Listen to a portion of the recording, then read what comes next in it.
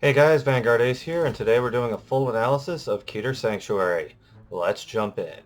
Hey guys, let's get started with the Bastion ride chain. First, we're going to stand up the Vanguard, Knight of Heavenly Bows base. When this unit is rode upon, if you went second, draw a card. All of the starters act like this. The best part is, it says if you go second, which means you don't have that weird little play where somebody just delays their ride and then they get the draw instead of you. You always get it going second. You always don't going first. That's how it is with all the starters. It is pretty cool. Next, we're going to ride the Vanguard, and we're going to get Knight of Heavenly Sword Fort. Auto. When this unit is rode upon by Knight of Heavenly Spear Rooks, cost. Reveal 2 grade 3s from your hand, reveal the top card of your deck, call it to rearguard circle if it's a unit, and put it to your drop if it isn't. So it is nice value. As long as you don't hit an order, you're getting something on the field. Not going to lie, there's a good chance you're getting a trigger, but with as many grade 3s as you're running, there's a good chance you're also getting a grade 3 while you're on grade 2. Kind of a nice little bit of advantage there. And if you get one of our grade 3s that just calls from hand, Superior Call gets you a grade 3 and a grade 3 while you're still on grade 2. So this can be a neat little trick, but it's a little random as well. So, don't hope for that, but it can happen. On Rearguard Circle, once per turn, you can counterblast one, choose one of your grade 3 Vanguards, and it gets power plus 5k until end of turn. Nothing too big, nothing too bad. It's something there. Most likely, you're only running this in your ride deck. We're going to ride the Vanguard to grade 2. Knight of Heavenly Spear Rooks. Auto. When this unit is rode upon by Apex Ruler Bastion, cost. Reveal 3 grade 3 cards from your hand and draw a card. So it's a free draw, because you're going to have those cards in your hand, but you're not giving them up. You're just revealing them. So free draw helps you out. Could get you some shield, could get you a unit you need, could get you a unit that gets you more draws. Never know. On continuous on Rearguard Circle during your turn, if you have 3 or more grade 3 units, this unit gets boost and power plus 5k. So it's a nice 15k booster, assuming you have 3 or more grade 3 units, which you revealed 3 just to use his skill. You're probably going to have 3 by the time you're boosting with him. So he's doing you all right as a rear guard. But if you drive check him, he does nothing. So, there's a hit and miss right there. And then we're going to ride to grade 3, our boss monster, Apex Ruler Bastion. Continuous Vanguard Circle during your turn. All of your grade 3 units get power plus 2k. Small little boost, but when you put a field down of all grade 3s, front row, that's 6k. If you do all circles, that's 12k. So it is a nice little boost that you get for free continuously, just as long as you have grade 3s. Auto Vanguard Circle, once per turn, at the end of the battle that your drive check revealed a grade 3 cost. Discard a card from your hand. Choose one of your rear guards, stand it, and it gets power plus 10k until end of turn. So the nice thing is, this doesn't say at the end of Bastion's drive check, it just says at the end of the drive check, which there is a way to get drive checks on your rear guards in this deck. Another thing that's also nice, you're running a lot of grade 3s anyway, so you're probably going to hit that. But if you don't hit any grade 3s with Bastion or with any of your drive checks, you're probably hitting triggers. So I have to ask, is it really that bad to miss your restand if you got a bunch of triggers? Probably not. Plus the restand gives it an extra 10k, so it also kind of makes up for the chance of your opponent getting a defensive. So that can cancel out the defensive for that specific unit, which is pretty nice. Alright, let's get started with Bastion support. First up, we got a card from the starter deck, Vehement Witch Brahmana. When this unit attacks, cost counterblast 1, and this unit gets power plus 5k until end of that battle. So, as it says until the end of battle. Which means that when she's done attacking, if you want to use her to restand, she loses that 5k before she attacks again. So it is either counterblast 2 to get that 5k, or you just use that skill for one of those attacks. If you just use her for a singular attack, she's not bad. She is a nice budget card as she comes in the starter deck. So she has options, she has places, but if you're going for the full build, you're probably not running her. But if you're running her in a budget build, she'll do some work. She'll just cost a little bit. Next, we're going to call Knight of Broad Axe Rafluke. And what he does is you put him into you put him into Soul from rearguard circle. Choose one of your grade 3 rearguards, and it gets power plus 10k until end of turn. So, you put him into Soul, you increase your Soul a little bit, which you do use some Soul Blast throughout the use of this deck and even other Keter Sanctuary decks. So you Soul Charge from him selectively, and you get that 10k power that helps you hit those magic numbers or helps you get beyond those defensive triggers, assuming that they pop up. Nice little power booster, and on top of that, Soul Filler. Soul Filler is always good, especially when you use a lot of cards that do Soul Blast. And you're going to see some coming up soon. Next up, we're going to call... Ooh, you got rid of that one. Oops. Just showing off the fact that we have an SP of this dude. Grand Heavenly Sword Alden. When this unit is placed on rearguard circle, cost Counterblast 2 and Soul Blast 1. Choose a card from your hand and call it to rearguard circle. If you call it a grade 3, draw 2 cards. So a superior call from hand, which is nice because sometimes you can get this guy from your random card just by riding Krux onto Fort. So when you do get that on turn 2, you can get another grade 3 out, and now you have 2 grade 3s while you're on grade 2 Vanguard. That is very RNG. Don't expect that to happen very often, but it's kind of neat. But what's really cool about him, he draws you 2 cards. He's very expensive, but he draws you 2 cards. But that's not his only skill. His second skill, when this unit attacks, if you have 3 or more grade 3 units, this unit gets power plus 5k until end of turn. So, unlike Ramana, he keeps his 5k until end of turn. If you restand him, he kept that 5k. On top of that, that 5k boost is not once per turn. So if you restand him, attack again, he now has an additional 5k on top of that for a full total of an additional 10k. Make him a 25k attacker when you're on Bastion without any other boosts alone. So he gets big, he gives you numbers, he gives you draws, he just costs a bit. And that's why we have cards like Fluke and some other ones that are going to give you some other things, other resources. Next, we're going to call Dark Strain Dragon. And on rearguard circle, act. If you have 3 or more grade 3 units, cost Soul Blast 2, once again a reason for Refluke, Soul Blast 2, and all of your grade 3 units get boost until end of turn. So, you have him down, you wait until you call your board, and then any grade 3 units in the back row now have boost. Those are 15k boosters on Bastion, which is really nice because now everything's swinging for 30k or higher. So, very simple. He costs a lot of soul, so once again, it's a good reason to have Refluke.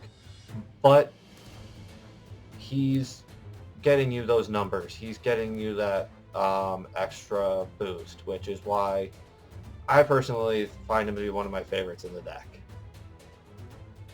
Alright, next we're going to call Mystic Amethyst Kokabeel. And on Guardian Circle, if your Vanguard is Apex Ruler Bastion, this unit gets shield plus 5k for every grade 3 unit, including this unit. So, you put her on Rearguard or Guardian Circle, and she and Bastion are already getting that 5k shield. If you have a full front row of grade 3s, that's a 10k shield. If you have a full back row of grade 3s, or at least 2 in the back row, that is 15k. So she's a trigger depending on how many grade 3s you've got out there. With decks all about removal before they attack, that's really kind of rough to get. But depending on how much you keep, she's still extra shield in a deck that carries very little shield.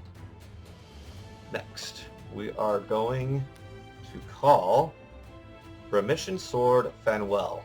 When this unit attacks, if you have 3 or more grade 3 units, cost Counterblast 2, and this unit gets critical plus 1 until end of that battle. So she's very heavily costed. She costs 2, so you're probably not running her with Alden, who draws you cards. But Crit 2 is nice, except for the fact that it says until end of battle, not end of turn. So if you use her with Bastion for the restand, you have to Counterblast 4 to get critical both times. Or you just choose one of the attacks to give critical to before Counterblast 2. That being said, She's a good budget card. She is a common. She will fit the deck if you can't afford some of the higher rarity cards. And to be honest, I have fun just swinging crit 2, making my opponent sweat a little bit while they're at 4 damage. So they have to guard this, and odds are she's swinging 15, 25, or even 30 or 40k, just depending on whether your Persona Road, if you got the Darkstring Dragon out, all sorts of things. So she can get big numbers just from the other cards alone. So crit 2, big number, can be kind of scary, and your opponent's going to want to guard that. So if you can pull this off with the restand, that's something to feel good about. Alright, let's move on to the Hexa Orb Ride Chain. We're going to stand up the Vanguard. Tri-Connect Sorceress, who has the same skill as our previous starter, same skill as all the starters. So we are going to move on from her. Next up, we are going to ride Tier Square Sorceress. When this unit is rode upon by Pentagleam Sorceress, cost Counterblast 1 and draw a card. So it costs a Counterblast, you get a card, but it is increasing your hand just a little bit just by riding and Counterblasting. But on Rearguard Circle, once per turn, when your drive check reveals a trigger unit, cost Counterblast 1, choose one of your opponent's front row rearguards and put it to the bottom of their deck. So it is some removal. You see something scary in that front row, you can get rid of it when you see a trigger. Nice thing is it's optional. But, you know, removal can help. There's a lot of cards that scare me on other clans that I see and I want to get rid of them. So instead of having to swing my units into that, I can just use this to get rid of it. Next, we're going to ride Pentagleam Sorceress. And what she does is when she's rode upon by Hexa Orb Sorceress, look at 3 cards from the top of your deck, put them in the top of your deck in any order. So you have 3 cards, you get to know what they are, you can see the future. And you'll know that if there's cards that you want to stack the decks, or stack the cards, move them to the bottom, or draw those cards, you know you can play those cards. If you want to save a card for a drive check, you know where to save that card for a drive check. Just keep in mind what's in your hand when you're playing her. That way you know that you're not going to accidentally draw the trigger you left there on top on purpose. Next, when this unit is placed on Rearguard Circle, look at the top card of your deck. Put it on top or bottom of your deck. If you put it on the bottom, this unit gets power plus 2k until end of turn. So it knows that if you're putting something on top, you got something you want. If you put something on bottom, you get a little bit of a boost in her power. You're really just looking for that look. Look at the top of the card. That way you know what's there, and you can feel comfortable going into your attack. Especially with all the, when a trigger is revealed, abilities that you'll see in this deck. Alright, next up we're going to ride the Vanguard, and we've got another SP. So we have Hexa Orb Sorceress.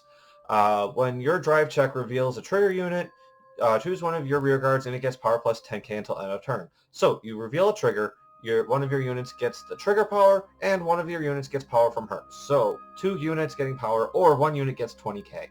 Really, really big numbers can happen from this, and it is nice getting that additional 10k when you've already got the trigger. You're already stacking the trigger, so you know it's coming. So big numbers all around.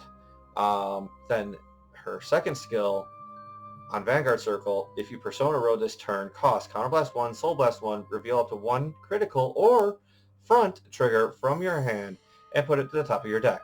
And this unit gets Drive plus 1 until end of turn. So she gets Drive plus 1 to replace the fact that you took a card from hand to put that trigger there. Now, keep in mind, you don't have to put that trigger there. So if you just want a straight up plus, you can do that and have 3 drive checks, get 3 more cards. Because you'll notice it just says, and this unit gets drive plus 1. It doesn't say if you put a card, this unit gets drive plus 1. So just keep that in mind wherever you're at in the game. If you Persona Road and you don't have any fronts or crits, you can just do it. So very nice. Triple drive is always threatening, and it also affects the guarding of your opponent. So all around, you're playing with your triggers. You're adjusting them. This is pretty much like God Hand from V, but on an OTT unit that just automatically stacks the deck anyway. So be prepared to be scared from those triggers.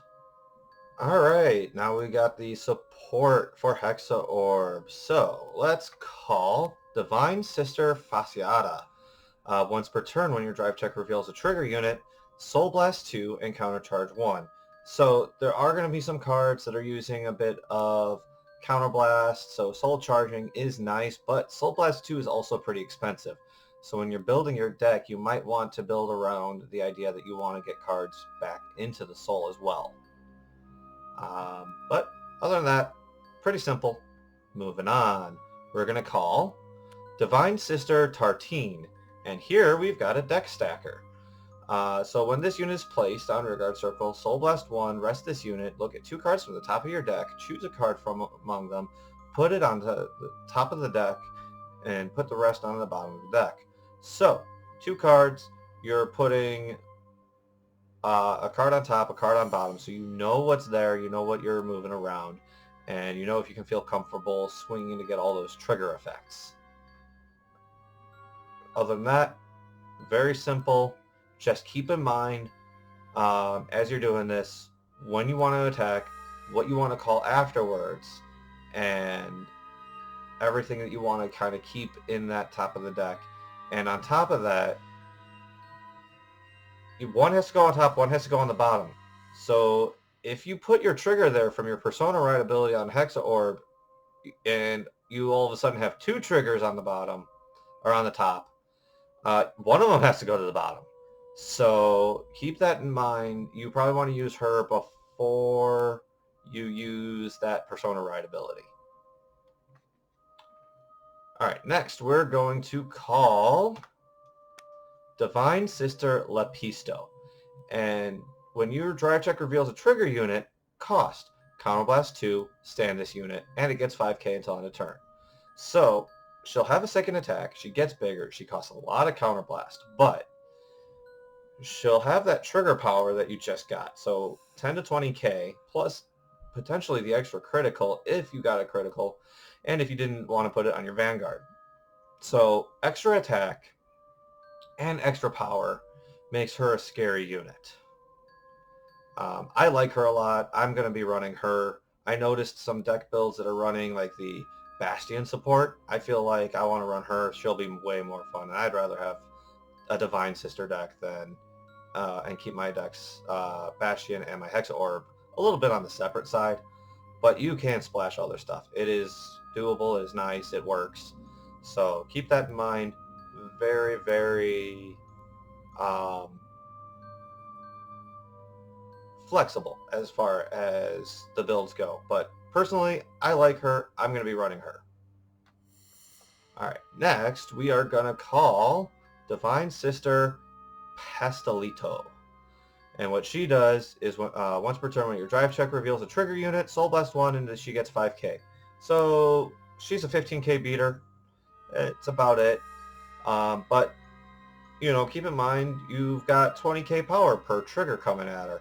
So, or at least towards your field. So she could be a 15, 25, 35, 45 if you Persona Road. And even bigger than that, assuming you get more triggers and depending on what you have boosted her. So big numbers, especially after getting triggers.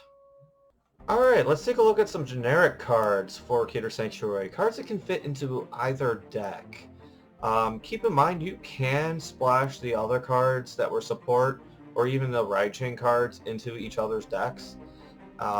It's just those cards definitely looked like they were built for that deck, but it's doable to keep those building options in mind, that those cards can be splashed anywhere you want them. So first we're going to call Shadowbow Archer Lizana.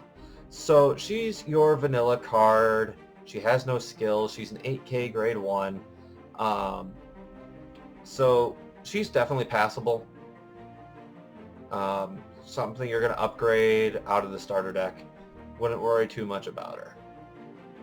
Next, we're going to call, oh look, another SP, and for some reason I put that on. Anyway, let's put that back there. Knight of War Damage Faucet. This guy's really good. He fits in both decks and probably in all future decks going forward. He puts some pressure down. First thing is, continuous. This unit cannot be chosen by your opponent's card effects. Really nice. He basically has resist. And so that's nice going up against Eugene or going against Prison. He stays on the field. Your opponent wants him gone. They have to send their rear guards into him or their Vanguard into him. Either way, they have to do that. Now, he applies some pressure because when he attacks and it hits, counter charge 1, soul charge 1. So he gives you your resources if you hit. Now, your opponent has to decide, do I want to take that other hit that's over there that might have additional crit or might have some other effects to it, or do I want to take this hit and give you your resources?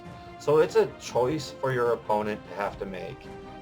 Going this early in Overdress, it's really not that bad. It does apply some pressure. They may expel some cards to guard this, giving them a harder following turn or following turns for that matter. So something to definitely keep in mind. Also, the countercharge soul charge, it's not once per turn. Therefore, if you restand them with Bastion, you can do it twice. Assuming you hit twice. But it's possible. It can happen twice. Moving on, we are going to call another SP. Painkiller Angel. At the end of the battle that this unit boosted, Soul Blast 1, retire this unit, and draw a card. So very generic, draws a card, can fit in just about either deck. So really decent. She kills herself to do it and costs a soul. You'll notice you've got a bunch of cards that are giving you soul already anyway, so the soul's not that bad. It's just that she's a once and done unless you start reviving her. Which hasn't really come up yet in Keter Sanctuary. But I can see her doing some decent stuff, definitely in the future, definitely with the Hexa Orb deck. Keeping that in mind. Keep in mind with Bastion, she's a grade 1, so she might be harder to run there. But drawing a card is always good. The 3 most powerful words in a card game. Draw a card.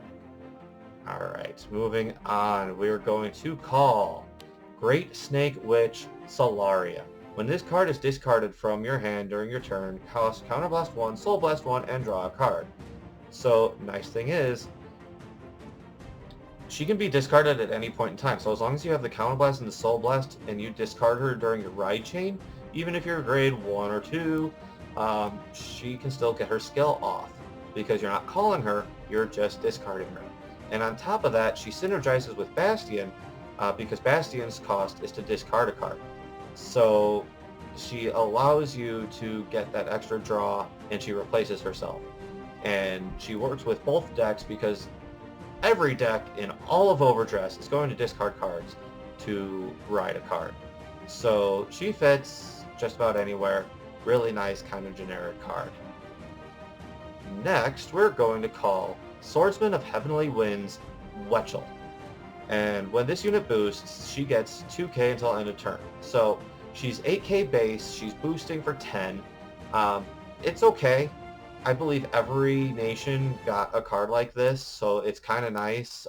It'll be good for like sneak previews and budget builds that just can't get all the cards they want, so they can throw this in there to be a nice booster. Moving on.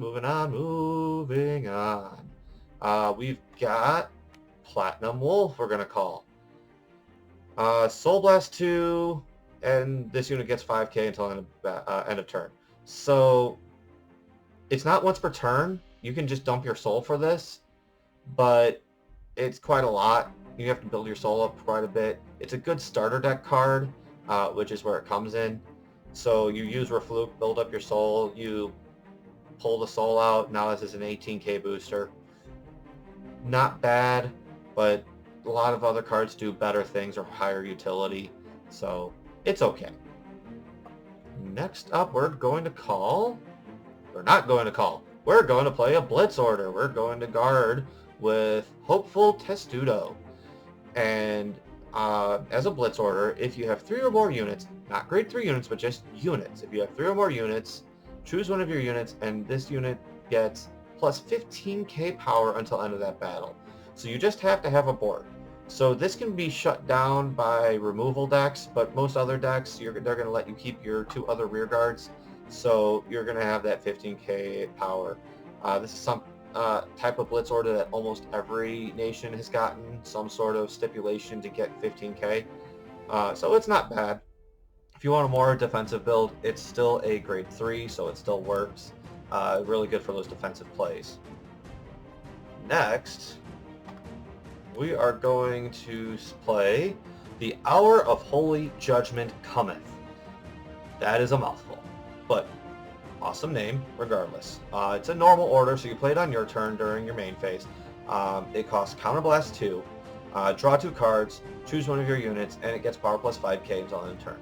So it's very similar to our triple rare Alden, where Alden calls a grade 3 from hand, and then you have to have that grade 3 in order to get your draw.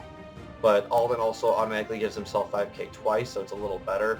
This is a little too costly to run with Alden, but as a budget card, it is definitely a good replacement for him because it helps you fill up your hand. You just gotta make sure you gotta have that 2 counterblast, plus you have an extra field on the ground. And it says unit, not rear guard, so you can give that 5k to your Vanguard if you really want to.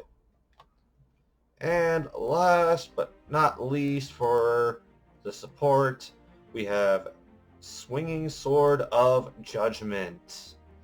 It's a normal order. It costs Soul Blast 1 grade 3, so you have to have a grade 3 in your soul. Can you say hi, Rafluk? Choose one of your opponent's rear guards. Your opponent puts all of their rear guards in the same column as that rear guard to the bottom of their deck in any order. So basically you can choose a rear guard and everything in the same column as it gets put into the bottom of the deck. So you say your opponent has something along the lines of Knight of War Damage Faucet, and he says he can't be chosen. Well, this card isn't choosing Faucet, it's choosing the other card. Therefore, I choose that card behind Faucet. Both cards still have to go to the bottom of the deck and Faucet goes away. So it is a way to get around those resist cards. It's kind of nice. This is good for people who like having removal in their decks. Or just like if you're noticing that there's a lot of threatening one-of cards while you're running a card in your meta, you might want to just toss a copy or 2 of this in your deck just to get around those. So very good tech card. You know, just keep an eye on what other people are playing at your local and what other decks look like if you decide to go to a regional. Or if you just like have fun messing with other people's boards, just do it. You know, it's great. It gets rid of 2 cards instead of 1 for a cost of 1 Soul Blast. I mean, sure, it has to be a grade 3, but you're going to have that grade 3 there. Alright, now we're going to come into our triggers and our PGs. So, starting off with these triggers, we have the triggers from our booster packs. So, Circle of Ring Sorceress. We also have White Raven Wizard Taxis. And then White Fang Witch Disma. And Knight of Rays Airfredo. And then we also have our triggers from our starter deck. So we have Knight of Heavenly Hammer Gurgant.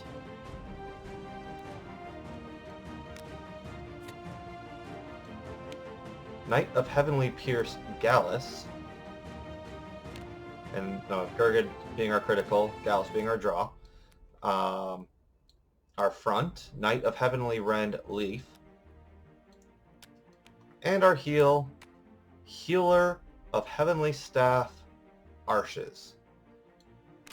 So they all do the same thing. You'll notice our starter deck has some reminder text on them, which is really nice for our new players. I have no complaints about that.